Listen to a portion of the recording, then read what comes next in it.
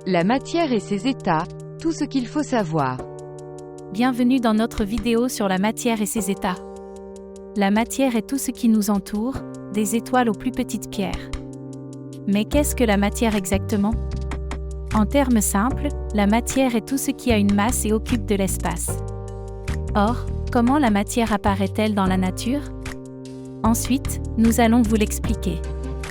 Tout d'abord, il faut savoir que la matière peut exister sous 3 états différents, solide, liquide et gazeux.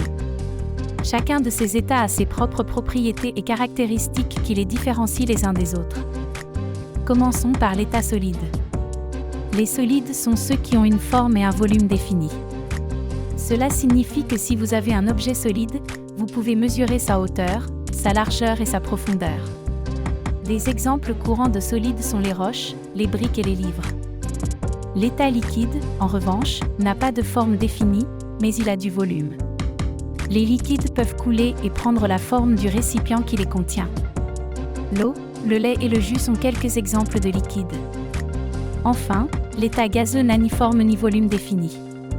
Les gaz peuvent se dilater et occuper tout l'espace disponible.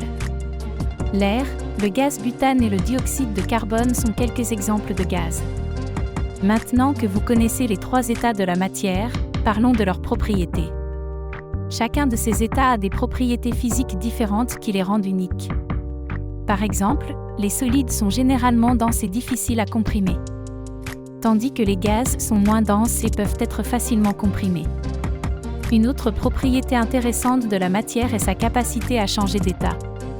Cela est dû à l'énergie thermique dont il dispose. Lorsque de la chaleur est ajoutée à la matière, ces particules commencent à se déplacer plus rapidement, ce qui peut provoquer un changement d'état.